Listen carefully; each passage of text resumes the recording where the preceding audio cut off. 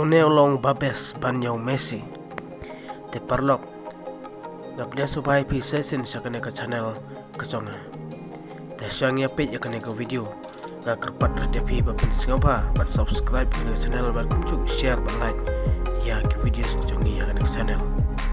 Walau Lionel Messi udan udai upliar maupun tam ki trofi hak pertai kiba ulala job.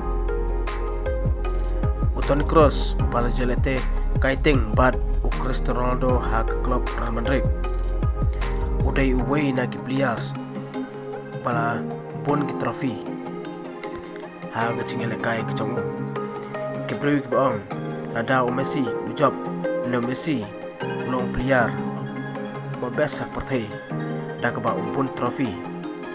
Balai pat ba Toni Kroos dang ki trofi ba tama banya Lionel Messi kum haga Champions League Messi udan tang kumar South League bat Toni Kroos udan kumbar Drew League ke Super Cup Sun League Toni Kroos bat Messi tang Light League ke World Cup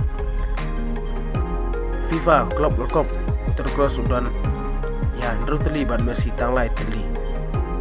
Kita ada gicing gede ujong cipai negi fans jong Toni Kroos ne Real Madrid Mike on nada Kenya kita dan kamtam Toni Kroos ban yo le Lionel Messi hato balai bang lam dong ba Toni Kroos ulang kum tau player bahkan saya tam hak pertai Toni Kroos nemar ba ola job ya trofi kum ba Lionel Messi ujab Toni Kroos kipai pa ki on ki fans jong ulang player bakong Messi balai job ya ki trofi kumba Messi ula job